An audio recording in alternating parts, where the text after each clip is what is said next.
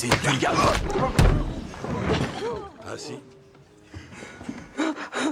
C'est votre nerf médian que je comprime.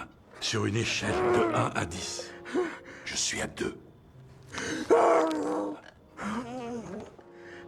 Maintenant, c'est 3. Dites à vos camarades de s'en aller. Dites-leur de partir. This man single-handedly brought down an entire criminal empire. He is a former CIA operative, a man feared by both the intelligence agency and the criminal underworld alike. But now, he nearly lost his life on a mission, to the point where even breathing became difficult, and he had to rely on the villagers in the area to save him. And in this town, for years, the people have lived in terror under the control of a mafia gang that specializes in extortion. And what McCall does next makes the entire organization pay the price. The Camorra, a notorious branch of Italian mafia, controls the entire region. They go door to door at shops, restaurants, and homes to collect protection money. No one is allowed to refuse. No one is allowed to speak up. Those who dare resist face immediate consequences: destroyed goods, burned shops, or worse. Vincent Quaranta, the boss behind it all, rules this land through fear. He doesn't need to be present often. His name alone is enough to make people bow their heads. Marco Quaranta, his trusted lieutenant, is the one who carries out the violence. Marco appears in the village frequently, and each time he arrives, the air grows heavy as if before a storm. McCall sees it all. He sees the desperate eyes of people who have lived their entire lives here, yet never dared call it home in the true sense. And he sees how they treat the people who saved his life, the kindest people he has ever met. There is a line McCall has always maintained. He doesn't seek trouble. He left the CIA, left his old life, tried to live like an ordinary man. But that line has one condition: don't let him witness the strong crushing the weak right before his eyes. And the Camorra just crossed that line. McCall doesn't leave. He stays. And when he stays, it means war has officially begun. He no longer acts in the shadows. He steps into the light, not out of carelessness, but because he wants them to know exactly who is coming. A former CIA operative, a name the underworld has heard whispered across the globe, stands in the middle of this small village and declares that this place no longer belongs to Camorra. From here, McCall shifts from defense to offense. He chooses to deal with Marco Quaranta first.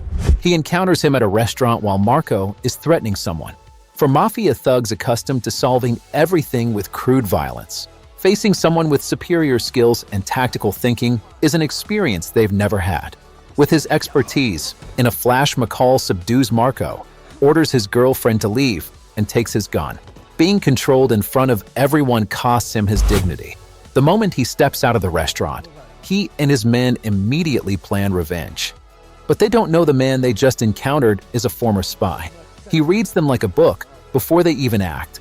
He opens with a car that plows straight into one of his thugs, pinning him to a wall, dead on impact. Marco manages to dodge, caught by a larger associate, but McCall doesn't stop. He charges forward.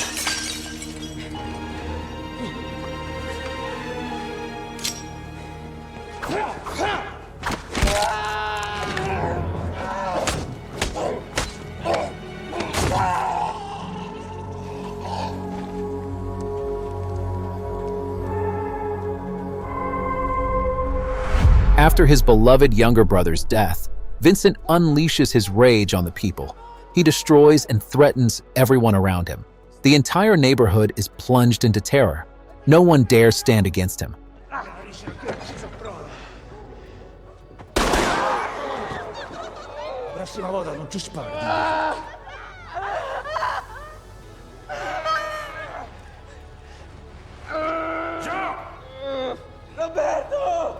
But McCall has always wanted to face down everything that remains of the mafia organization directly. No reinforcements, no support team from the CIA. Just one man, his wounds not yet fully healed, standing in the village he has chosen as his home, facing those who want to burn it all down. The outcome is inevitable.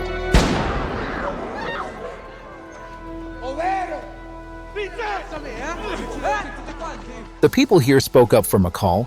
Everyone was on his side, so Vincent had no choice but to back off for now. But Vincent had already crossed the line. So McCall decided to go on the offensive.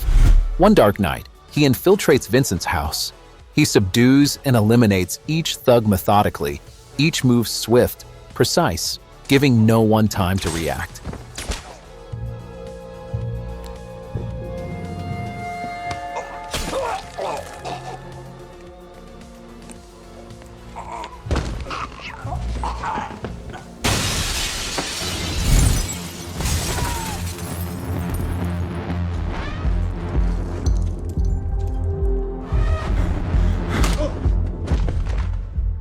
When only Vincent remains, McCall forces him to face all the consequences of what he has inflicted on the people, to realize that every cruel act must be paid for.